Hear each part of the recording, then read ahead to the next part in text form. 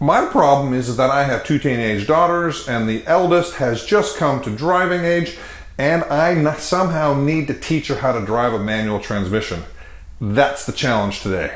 But first, let's go over how a clutch works. We have a side view of our engine.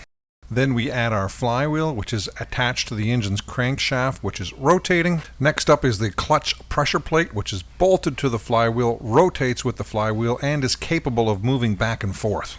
Sandwiched in between those two is the clutch disc attached to the input shaft of the transmission. When you step on the clutch pedal, the pressure plate moves back, allowing the clutch disc to remain stationary, therefore separating the engine from the transmission. When you release the clutch pedal, the springs in the pressure plate clamp back down onto the clutch disc and you start moving again.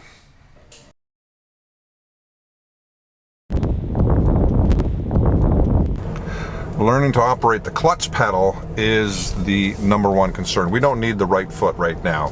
The right foot, we already know, all drivers already know that the push the gas pedal, you go faster, push the brake pedal, you stop. Why do we need to add the back and forth, back and forth? So let's take your right foot and tuck it to the back there, and let's do everything with your left foot. We are sitting on a flat surface. We are completely stopped. There are no cars around. We are going to put the car into first gear to slowly but surely remove our foot from the clutch pedal. Very, very slowly.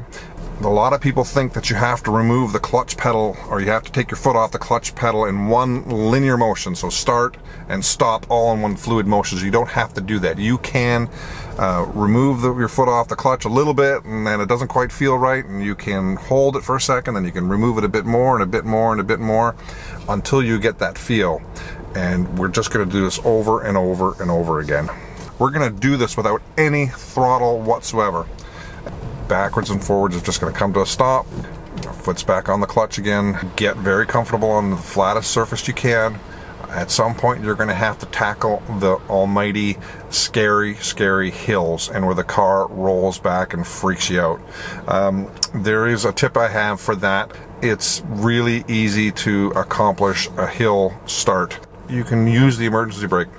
The key to using the emergency brake is to take your thumb and put it on the button and actually hold the button. So just to be clear, I want you to pull up on this with the button engaged, hold the button, keep holding the button, and you'll notice the emergency brake does not lock, and you can use it to hold yourself. Normally do this in a parking lot, which has got a little bit of an incline on it. Learn how to hold the car with the emergency brake. Get the car moving as you're starting to move the car. You know, use it as a third foot, so to speak, because when you're on a hill, you want the car not to roll backwards because you're freaking out because there's a car right behind you when you're just learning, and you want to not roll backwards into that car. Now, what happens when you don't go so smoothly and you stall the car? Well, the magic of this method is that it's really not that hard on the car. It's not hard on the clutch because the car's only idling. Things get hard on the car. They become difficult on the mechanics of the car when you are giving it gas and trying to release the clutch and trying to go back and forth, and your instructor is saying, give it more gas, okay, let out the clutch. It's very confusing. That smearing of the clutch, that non-grabbing of the clutch is what actually causes problems to the clutch. This method is pretty simple. It's not hard on the vehicle. You're not going to burn out your clutch doing it this way. The magic of it is if you screw up and you know, stall the car, well, all you're going to do is you're going to pull the emergency brake, regain your composure. You're going to start the car over again with your foot on the clutch.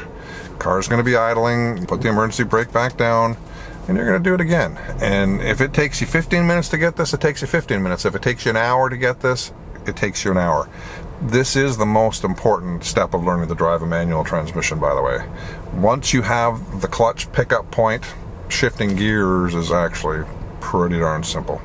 Remember, in a parking lot, the easiest thing to do is to go back and forth between first and second.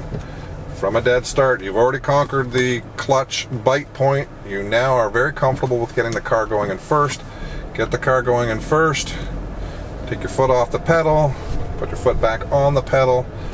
Shift into second. Get the car moving. Come to a stop in first gear. Start over again. So for those of us who are still in the dying breed of manual transmissions, hopefully this tutorial helped you gain a little bit of confidence in your driving. If my content has any use to you, I would appreciate a subscribe and that little bell thing. Hit that, and we'll see you at the next video. Thank you.